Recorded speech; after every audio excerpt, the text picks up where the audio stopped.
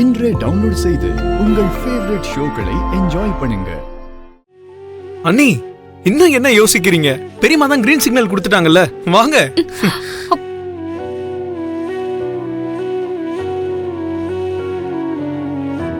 என்ன லட்சுமி இதெல்லாம் நீ முன்னாடியே சொல்லியிருந்தா சிச்சுவேஷன் இவ்வளவு மோசமா இருக்காதுல்ல?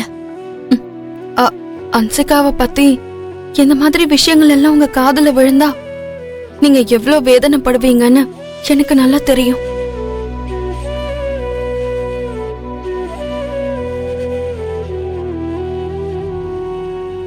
பெத்த பொண்ணு நல்ல விஷயங்கள் பண்ண சந்தோஷப்படுவாங்க. ஆனா இந்த மாதிரி பிரச்சனையில மாட்டிக்கிட்டான்னு தெரிஞ்சா எந்த அளவுக்கு நொந்து போவாங்க.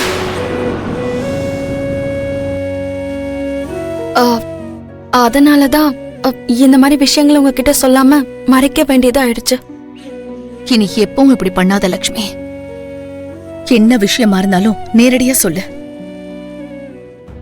அப்பதானே என்ன பிரச்சனையா இருந்தாலும் அதுக்கு ஒரு தீர்வு கிடைக்கும்.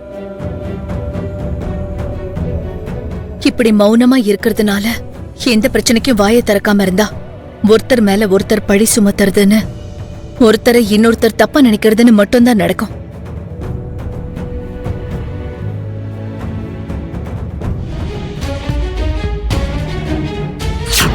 நல்லா படிச்சுட்டு இருக்க, அடக்க ஒடுக்கமா இருக்கேன்னு உன்னை பத்தி நினைச்சிட்டு இருந்தா, ஆனா எனக்கு தெரியாம நீ இதெல்லாம் தான் பண்ணிட்டு இருக்கியா? உனக்கு ஃப்ரீடம் கொடுத்தது நீ சந்தோஷமா இருக்கணுங்கிறதுக்காக. ஆனா உனக்கு கொடுத்த ஃப்ரீடமே உனக்கு எதிரா சாபமா மாறும்னா உனக்கு அப்படி ஒரு ஃப்ரீடமே இல்லாத மாதிரி நாங்க பாத்துக்கிறோம். ஆனா ஒரு ஃப்ராட் கிட்ட போய் இந்த மாதிரி ஏமாந்துட்டு வந்திருக்கேனா, நாங்கெல்லாம் இவ்வளவு நாளா எவ்வளவு அஜாக்கிரதையா இருந்திருக்கோன்னு இப்பதான் எங்களுக்கு புரியுது.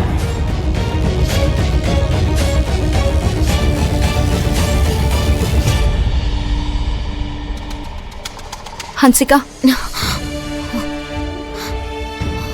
அத்தை அப்படி பேசிட்டாங்கன்னு வருத்தமா இருக்கா?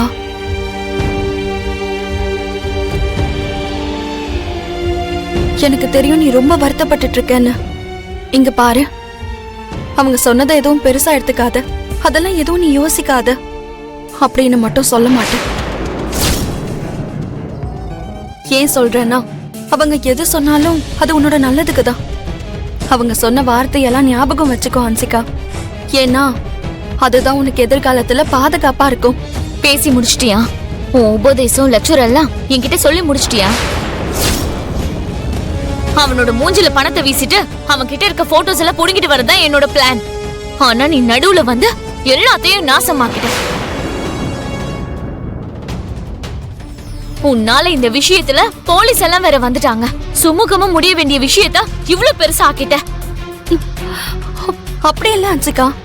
வேண்டாமா தாயே, உன்னால நான் அனுபவிச்சதெல்லாம் போதும்.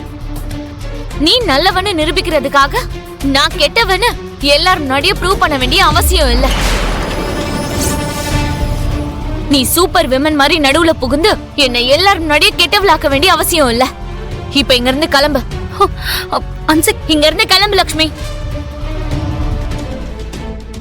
மித்ரா கிட்ட இருந்து ஒரு போன் காலா இருக்கட்டும், இல்ல மெசேஜா இருக்கட்டும், எதுவும் வரல.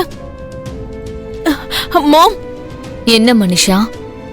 நம்ம வீட்ல சிக்னல்ஸ் எல்லாம் நல்லா தானே இருக்கு. உங்க போன் வேலை செய்தா? கால்ஸ் மெசேஜஸ்லாம் உங்களுக்கு வருதா? இங்க பாரு மனிஷா, மித்ரா உனக்கு மெசேஜோ கால்ஸோ எதுவும் பண்ணலங்கிறதுக்காக இங்க சிக்னல் இல்லன்னு அர்த்தம் இல்ல. அதுவும் இல்லாம ப்ராப்ளம் சிக்னல்ல இல்ல, உன்னோட மைண்ட் செட்ல தான் இருக்க. அத முதல்ல புரிஞ்சுக்க.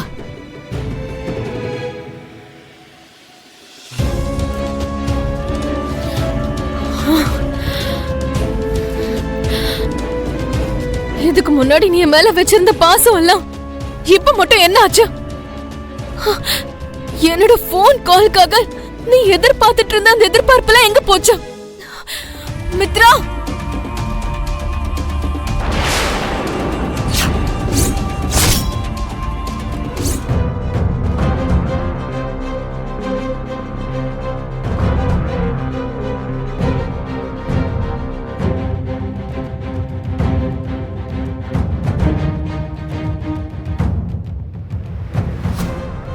I'm sorry, I'm really sorry Mitra.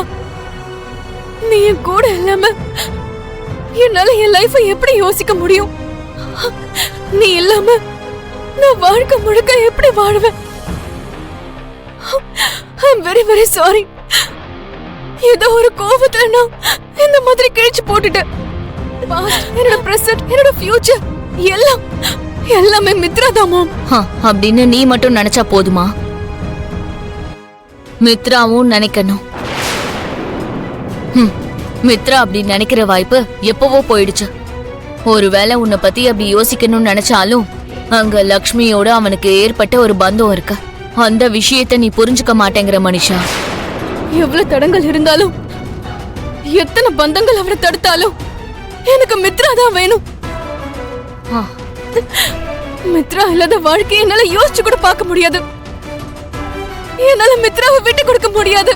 மாம், எனக்கு மித்ரா வேணும். எனக்கு மித்ரா தான் வேணும். அரவிந்த் ஆண்டி, என் என்கேஜ்மெண்ட்டுக்கு நீங்க யாரும் மிஸ் பண்ணாம வந்துடணும்.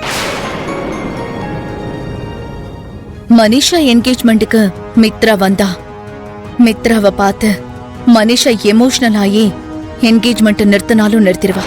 எப்படியாவது இந்த என்கேஜ்மெண்ட்டுக்கு மித்ராவை வரவிடாம நிறுத்தணும். நாளைக்கு மித்ராவால வர முடியாது நீரஜ். என்ன ஆண்டி சொல்றீங்க? என் என்கேஜ்மெண்ட்டுக்கு மித்ரா இல்லனா எப்படி? இந்த மாதிரி அக்கேஷன்ல சைல்ட்ஹுட் ஃப்ரெண்ட்ஸ்ன்றவன் கண்டிப்பா கூடவே இருக்கணும். மித்ராக்கு நாளைக்கு ஒரு முக்கியமான வேலை இருக்கு நீரஜ்.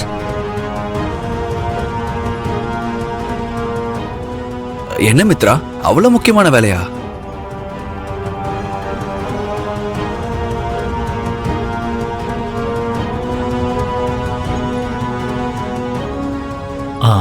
அதாவது ஆமா இருக்கு.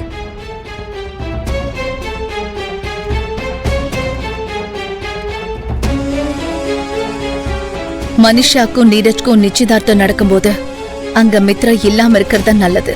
அப்படி இருந்தா ஏதாவது எமோஷனல் இன்சிடென்ட் நடக்க வாய்ப்பு இருக்கு. அதனால நிச்சயதார்த்தம் நின்னு போறது கூட நிறைய சான்சஸ் இருக்கு. மித்ரா, என்ன பத்தி விட்டு தள்ளு. மனிஷா தான் உனக்கு ரொம்ப க்ளோஸ் ஃப்ரெண்ட் ஆச்சே. அவளை பத்தியாச்சும் கொஞ்சம் யோசிச்சு நீ வரணும்ல.